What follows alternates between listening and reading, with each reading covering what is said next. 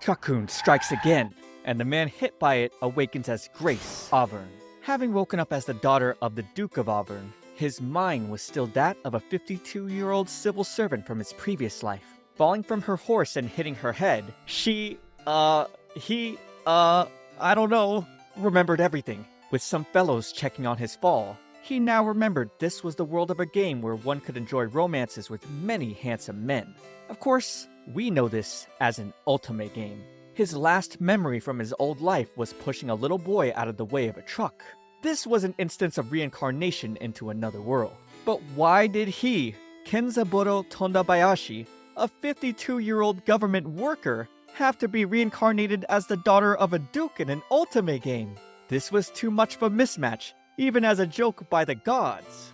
He had enough otaku knowledge to know this reincarnated to another world thing, but he didn't know a single thing about otome games. How was he supposed to survive? Suddenly, one of his servants, Josette, came in nervously sweating as she brought Lady Grace her change of clothes. With Grace thanking her, the servant backed away frightened, bumping her head against the door before leaving the clothes and scurrying off.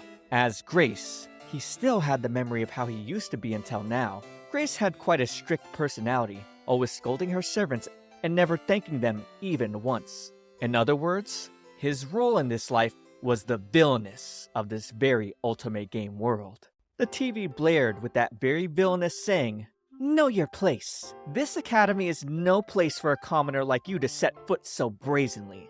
That was when Kenza had walked in on his daughter, Hinako, playing the game he was in now, Magical Academy, Love and Beast. He could tell it was an otome because of all the handsome guys on the cover, and teased his daughter somewhat for playing it in the living room. The daughter was a proud otaku, telling her father about Grace, the villainess who stood in the protagonist's way. The father had some knowledge on this, commenting on how the heroine's rival with spiral curls had been a staple since the 70s, like Ayumi Himekawa from Glass Mask, Madame Butterfly from Aim for the Ace, and Eliza Legan from Candy Candy. Yes, I had to look these all up to understand the references. This guy was a little too old, given both his daughter and I had no idea what he was rambling on about. Comparing that moment to Grace's memory, he was certain this world was almost exactly like the one in the otome game Magical Academy Love and Beast. Right now, he was Grace Auvergne, the villainess. And starting today, he was a student at the Royal Academy of Magic. He saw a sparkly pink-haired girl, brimming with hope, suddenly trip, spectacularly face-planting. He perceived her as a clumsy girl that the players could easily sympathize with. Anna Doll was undoubtedly the protagonist of this otome game. Kenza had a memory of his daughter explaining Anna being excited about her first day at the academy, but Grace stood in her way because she was a commoner, when most who attended were nobles like Grace. First, Grace had lectured Anna about their difference in social status, and even insulted Anna's beloved family, pushing her to tears. That moment made Anna resolve to study magic hard to prove Grace wrong. Remembering this, Kenza still contemplated on why he was the one who had to be reincarnated into this game world. With Grace stopping Anna, the other students spoke in hushed whispers about Grace's family being the most powerful in the country after the royal family. Grace knew Anna had passed the entrance exam into the school with the highest score, but instead of degrading the heroine, he told Anna her parents must have been very wise, caring, and loving. Oh no, he forgot to act like a villainess and let his true feelings as a parent slip. Anna looked down, crying with tears of joy and gratefulness towards her parents. She never thought someone with a noble status as high as Grace's would say something so kind to her. Grace was stun-locked. The other students watching misinterpreted the situation, thinking Grace had made Anna cry by saying something harsh. So, he dragged Anna away as quickly as he could.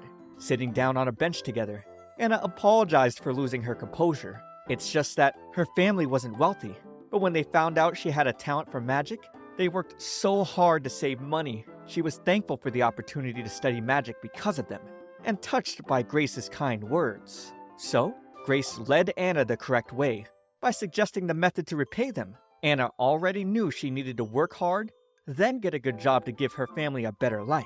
However, that was different from Grace's actual answer. He suggested Anna develop her talents to the fullest and live a happy life. From a parent's perspective, that's what he'd want for his own daughter. Anna shrieked acknowledging Grace was right once again, and that her parents had already said the exact same thing to her. After wiping Anna's tears once more, the blonde boy from earlier teased Grace for making someone cry on the first day. Kenza remembered this handsome boy from Grace's memory. He was one of the romance options for the protagonist. As of now, he was Grace's fiancé and the crown prince of the country, whose name he couldn't remember. He continued to make small talk while concurrently using all of his brain power to remember the prince's name. It's not because he had forgotten the prince's name, but being an older man, he often couldn't remember people's names because he had learned so many names in his lifetime, and couldn't immediately pick out the right one. But with Anna greeting the prince, this was Grace's saving grace. The prince congratulated Anna on her exam score, but unfortunately still did not name himself. This made sense though, since according to Grace's knowledge, there was an unspoken rule that people of high status don't introduce themselves first. He needed to introduce the prince to Anna, otherwise things would seem strange. So, Grace introduced her full title to Anna, and then gave Anna the hint that the man before them was the crown prince, causing Anna to shriek while naming him Royal Highness Crown Prince Virgil Vierge. Exactly what Grace needed.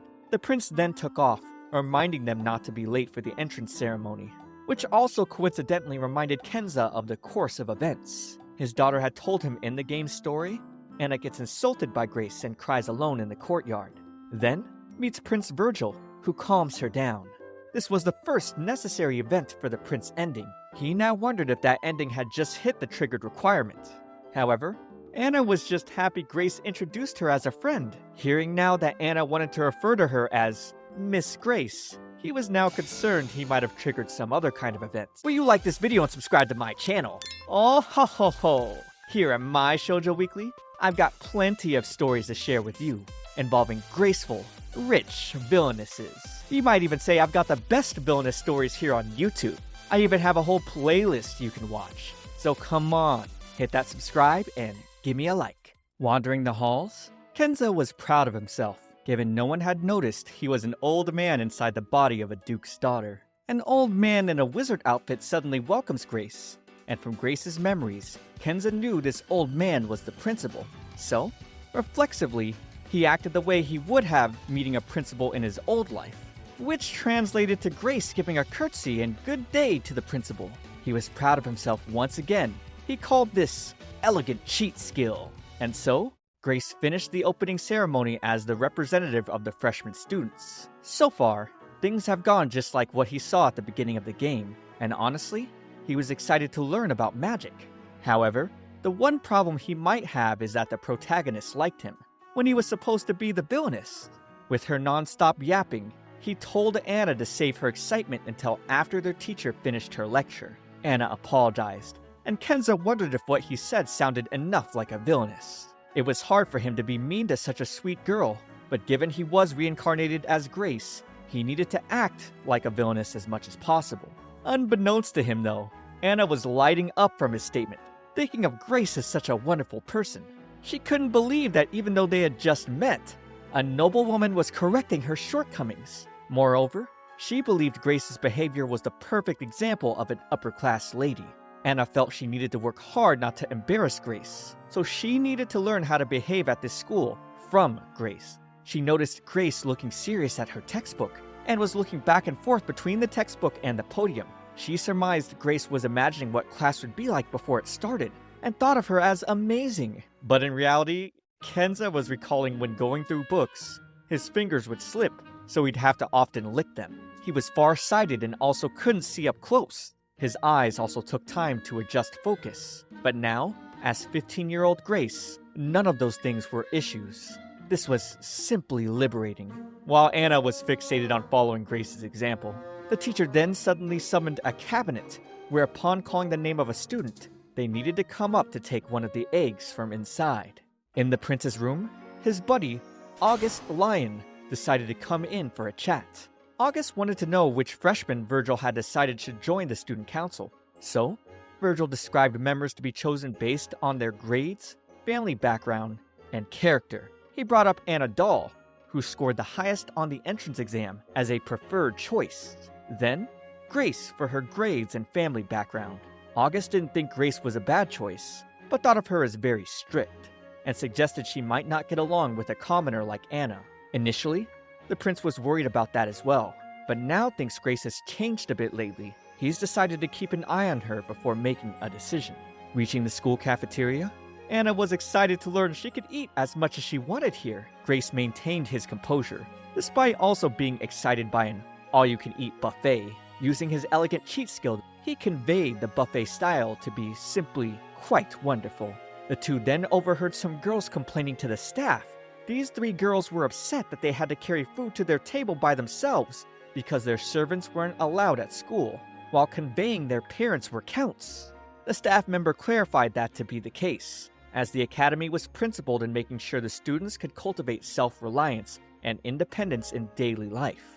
It was written in their educational policy. Kenza thought the 3 were acting more like spoiled brats than villainesses. As Grace Auvergne, he should never emulate them. He had Anna follow her as he carried his own food tray, earning the compliments of the staff member while the 3 girls were losing it. He found the food to be quite delicious, and the 3 nervous girls scurried off in embarrassment. Enjoying the food, he reflected on the fact that while civilization here was similar to that of 19th century Europe, the food and hygiene were that of modern Japan. Nothing like the real world at all. However, the students and teachers here were living beings, so he felt he should treat them with the same respect he'd give anyone. That said, he had only the most basic manners as a commoner. He used to eat everything on his plate, and give thanks for the food, also thanking the chef. He kindly gave his tray to the staff, and gracefully told him to pass on that the food was incredibly delicious to the chef. The girls were in awe over Grace's etiquette. They all wanted to imitate her. In fact, this behavior later became an academy tradition, and thus began the colorful isekai life of Kenzaburou Tondabayashi. Kenza groomed himself every morning, getting ready for work. One day, when exchanging pleasantries with his daughter, he noticed her merchandise mug from Love and Beast, and he was proud because that's exactly what he taught her. They ecstatically fist-bumped to the idea of merchandise truly shining when it was being used, while also having bought extra to be preserved. Heading out, he took note of the trendy design the merch had, as he couldn't read the name on it. He had always tried to use the stairs to keep himself healthy. By not twisting his body and raising his arm and leg on the same side, he could efficiently move without exhausting himself. He learned that from a battle manga he liked. At the city government office, he would sort his papers using an abacus, eat the cafeteria curry every day, and give his thanks and compliments to the chef. When meeting about the design for a city traffic safety PSA poster, his associates had discussed using a popular anime in order to promote it. He got incredibly passionate, because with the characters being cheerful on the poster, it was disrespecting the source material, and this caused him to ramble at a breakneck pace. By 5 o'clock, that was another day of work done. He never asked for much, and he'd do any task given to him. He was happy with his life. But that very evening, he got hit by a truck trying to push a small child out of the way.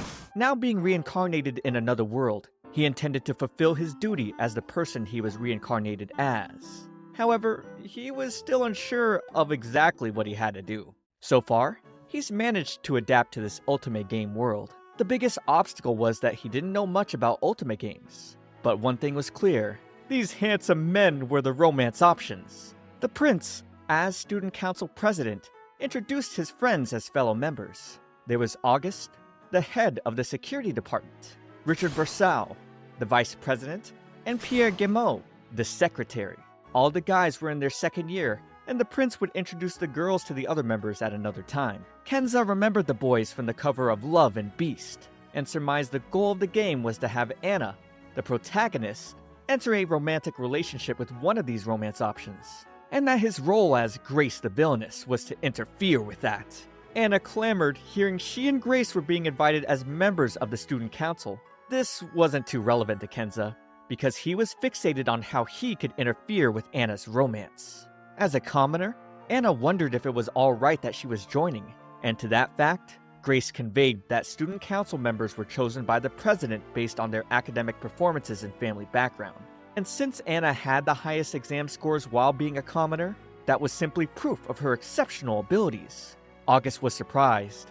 He was sure Grace would have said something like, "It would be a disgrace to the school to allow a commoner in the student council." Kenza now realized he messed up by accidentally giving an objective evaluation like the ones for a subordinate performance review. He wished Anna would stop giving him that, "So you meant it when you called me a friend?" look.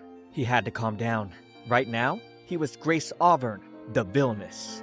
He shouldn't be satisfied with just keeping the heroine away from the romance options. Coming up with his scheme, he began to giggle. Now telling Anna if she planned to join the student council, she'd have to learn about nobles, manners, and etiquette. And he was going to drill every single bit of those things into her. Ha! That's it. Kenza nailed the perfect oppressive attitude. But with him now adding that he'd thoroughly impart all of his knowledge of noble manners onto her, he could immediately tell he was bad at this whole villainous thing. Anna responded with joy that she'd do her best, and let off a quick glow. As the prince acknowledged Grace's great work, he glowed as well. And so did each of the boys? I wonder if this is like part of an otome affection level increase. Outside the council room, as Anna got pumped up for her new student council member role, Kenza considered which romance route she would end up in. Would it be Prince Virgil, the lean, macho, handsome security man, the quiet, long-haired, handsome man, or the diligent, black-haired, handsome man? Kenza could, in fact, not remember all those fancy foreign names at once.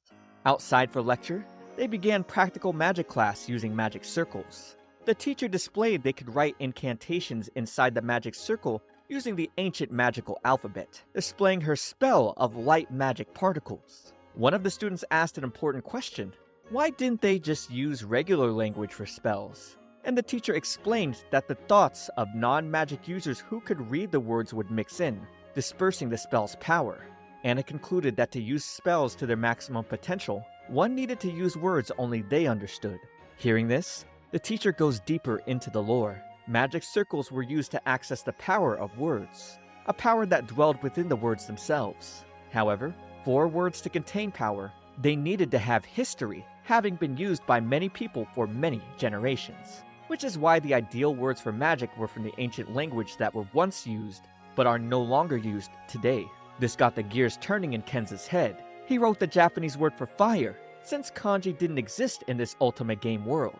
Then, adding a second one, an intense flame burst, causing Anna to praise him and glow once more. A student in the back got jealous, discounting the power of Grace's spell, since he'd been studying magic circles with a tutor. As Anna was displaying her brightly glowing circle, we hear some students scream as a giant golem appears, causing havoc.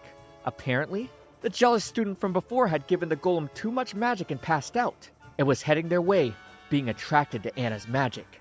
Kenza had no choice. He decided to borrow Anna's circle, casting Pause, which brought the golem to a stop. A perfect save. While the teacher scolded the jealous student, he'd be getting a lecture later. Kenza was relieved, because writing in a hurry, he accidentally slightly misspelled the word.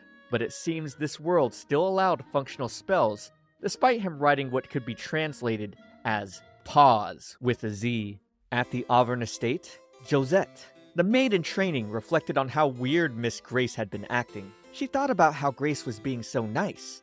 Perhaps the Duke's daughter was scheming, because people always said she looked like an angel, but was a devil inside. These days, though, she overheard her fellow servants speaking about how Grace had become calmer for some reason. However, the maid surmised it wasn't that simple. Like this calm demeanor was more like a calm before a storm. Like, what if she already decided to fire them and she was just being nice until the day she informed them? Akin to fattening livestock before selling them.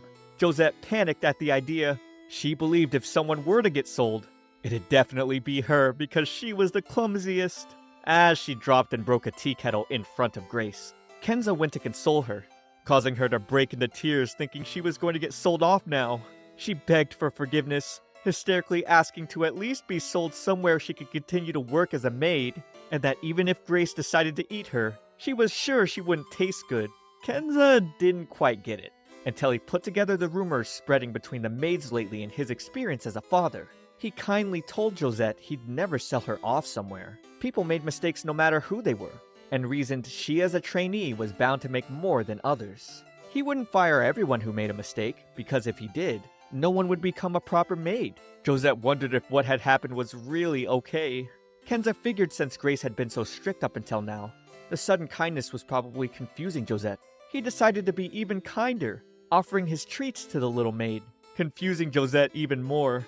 She initially had hesitation, doubt, confusion, fear, and bewilderment. But taking a bite of the cookie, she totally forgot all her fears in an instant. After that, Grace decided to take the broken kettle to Meister Waltz in order to fix it. The man was a dwarf, and also the official Auvergne family craftsman, and seeing the kettle, he was confident it'd only take 20 minutes. Kenza decided to watch the repair job, enjoying the work since dwarves were the finest artisan race in all fantasy worlds. But now seeing the intricate details, he started to wonder if this world was more than just part of an otome game. Seeing the fixed kettle, Josette was amazed. It was as if it had never been broken. The Meister then commented it had been a while since he'd seen Grace, so he got a little fired up. He reminded her of the days when she was little and had come to his shack to watch him all the time. She had always watched him so enthusiastically. Kenza did recognize that memory. Grace liked to watch craftsmen and gardeners work, but when she started receiving formal education as a lady, she gradually stopped doing it because it wasn't ladylike. She grew strict with herself and others and became difficult to deal with, even for the servants. That was what made her into a villainess. However, her true nature had always been much brighter. Looking around the shop and its pleasant atmosphere, she asked Walls if she could visit again, and he of course reminded her this was the garden of her mansion. She could come by whenever she wanted. So on another day, Grace asked him to make her an abacus. The halls of the Royal Magic Academy serve as the setting for the otome game Magical Academy Love and Beast. The student council was an autonomous body led by Prince Virgil and comprised of handpicked students only. However, Kenza couldn't keep up with the names of the guys without them written on a cheat sheet. Nevertheless, this was a school for those of the aristocracy. The members of the council were chosen for their talents and social standing, which meant they'd do their best governing the student body before eventually settling into positions of power that see them ruling over the kingdom. That also made them prime candidates for romancing. One thing in particular Kenza started fixating on in regards to all the love interests in otome games is that they had hairstyles that took up a great deal of data. Their hair was far more elaborate than any of the background characters, leading him to the conclusion that flashy hairstyles were intrinsically linked with popularity in this world. So, is that true? With that in mind, he considered Anna's opinion of their hairstyles should play heavily into who she decides to approach romantically. As Grace, with his hair flowing and sparkling in the wind, he asked Anna how she felt about people with full manes of hair that were kept meticulously groomed. Anna's eyes glimmered. She admitted to idolizing people with gorgeous flowing tresses, but they were not on the same page. Now Kenza was betting on Anna's choice to be the vice president and his long locks. All while Anna was thinking about what Lady Grace did to keep her hair so curly and beautiful. Putting that aside, Kenza's personal hope right now was for Anna to end up with the partner who made her the most happy. He thought back to his daughter telling him the hardest love interest to successfully romance was Prince Virgil. While at first glance, he seemed like a nice guy who gets along with anyone and everyone. However, being raised as the crown prince, he's unable to resist judging other people based entirely on how useful they are to the kingdom, which is why the protagonist had to focus on making her talents shine in the student council to get his attention. Kenza thought that must be rough for both the MC and the prince himself. After all, if he couldn't help but judge even his potential lovers through that lens, then being born as next in line for the throne must be incredibly stressful. While observing Anna and Grace working on the council's budget, the prince evaluated the two exactly as aforementioned, particularly noting Grace had become more affable as of late. He's not sure what changed, but accepted it as a welcome development. He couldn't forget, of course, she was his fiancée. That being said, their engagement was only made out of necessity to the kingdom, and despite the fact that they've known each other since childhood, he had never harbored romantic feelings for her. He accepted their betrothal was for the best, since he was born to be the next ruler. There wasn't more he could ask for in a wife than someone who proved useful in bringing prosperity to the kingdom. With Anna getting stuck on calculations, Kenza pulled out his new abacus, claiming it was a calculator used in the Far East. Made by their house's most skilled craftsmen, of course. Grace solved the budget using the abacus with no problem, and I would explain how it works for you, if I knew how to use one. Anna was quite amazed at Grace's mathematical talent, despite Kenza's grievance mastering math work by hand before he had the convenience of a computer. Virgil stood up suddenly. expressing his astoundedness because Grace had always been vocal over her struggle with numbers. He wanted to know when she learned to handle them with such proficiency. Crap. Kenza realized he might have blown his cover, so he nervously made up the excuse he learned through a stroke of luck. Mere happenstance. He spoke of visiting the library one day, when a book suddenly fell off the shelf and opened to a page about the subject of dividing by 9. Supposedly, he had just happened to remember that page. As the prince reiterated Grace's mere coincidence, Kenza for sure knew he blew it, but took the focus off himself to say they should be acknowledging Anna, who demonstrated her usefulness by earnestly crunching all these numbers most people would find tedious. The prince was keen to Grace's tactic here, remembering she was a competitive woman who resented failure. He believed she conquered her shortcomings by spending long hours brushing up on mathematics in secret, yet was choosing to hide that fact, even going further by sharing the accolades with one of her fellow students. His stocks for Grace were going to the moon. Seeing she was talented plus humble, he started to think, wow, she's my fiancée? I'm starting to think she might be an unbelievable asset to the kingdom, sparkling 3 times in a row, and thus, the prince experienced a heart-pounding thrill like never before. While the members of the student council were always the talk of the town, one of the especially hot topics asked which one of them was the strongest. August was heavily favored due to being a guardian who specialized in martial arts and could augment his physical abilities with magic. The other top contender was Richard, a sword master who used mythical techniques of a fighting style passed down by his family. The two dueled, displaying an incredible performance that Kenza couldn't help but take notice of. His expectations were pretty low since this world was based on an otome game, but their battle had a real punch to it. It ended in a draw, when suddenly a bug landed on August's back. He asked Richard for help. However, Richard refused because bugs drove him buggy. Kenza then pulled it off, astonished to see it was a Miyama stag beetle, the superstar of insectum that all bug-loving boys loved. Its large mandible and distinct head shape was a work of art. He thought it was so cool. August thanked him and told Grace to squish it already. However, it'd be a cold day in hell before Kenza would choose to do something he found cruel and foolish. He wondered if the boys of this world didn't understand the awesomeness of bugs. But now thinking about it some more, he remembered catching and collecting bugs wasn't much of a hobby outside of Japan. He summoned a magic circle, writing the word return to send the beetle back to its home in the forest, then told everyone all living things were part of nature's grand masterpiece, and that taking the life of even a bug without good reason was unbecoming of those with noble blood. Her compassion made August's heart thud, and he and Anna sparkled. He wondered if he was falling in love, immediately lighting off 3 more sparkles. Later, Richard showed the girls the vault within the academy that housed priceless pieces of weaponry donated by many of the illustrious graduates. Keeping them in good condition was another important duty of the student council. For example, there was the holy axe known as Gargantua. He rambled on and on about the intricacies of the weapon, warning them that one must be careful when wielding it, or they'd have an accident. Next, he rambled about the enchanted shield, Archelon, of which anyone who attacked might find themselves between a block and a hard place. These puns were intentional. Virgil then whispered to the girls that the main reason Richard was always quiet was because he incessantly told dad jokes, and nearly everyone warned him against talking while out in public. Richard moved on to another pun involving armor, then swords, but Kenza countered with a double pun, saying a student council member wielding 2 swords could make a stab at giving the students a proper education. Richard was flabbergasted, believing Grace to be a true master with the multi-puns. He accepted defeat, and not long afterwards, rumors spread like wildfire throughout the academy that Grace reigned supreme among the student council. In a letter to Anna's parents, she explained she was doing great after her first month living at the dorms of the academy. She enjoyed the company of the student council, especially Lady Grace, who she described as a role model both academically and socially. There were also 2 additional gentlemen among the first-year members of the council.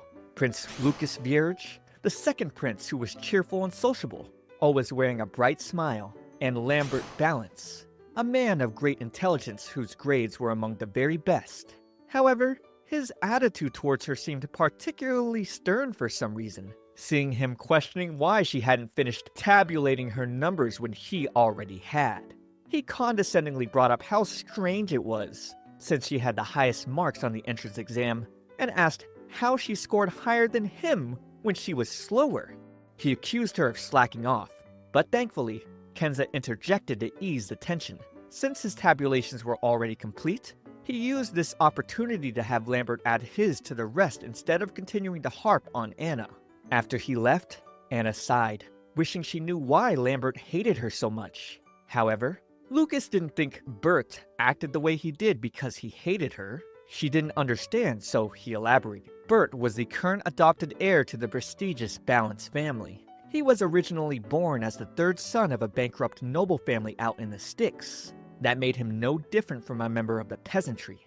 But because he proved himself very smart from a young age and showed great promise with magic, he was able to enroll at the academy. Anna and Bert shared similar circumstances. Hearing this, Kenza surmised Bert must view Anna as a rival, and his attitude came from the fact he didn't want to lose to her. Anna thought being a rival meant he hated her even more. However, Kenza explained the opposite of affection to be indifference, not hate. The fact that she believed he hated her was actually proof he paid a great amount of attention to Anna.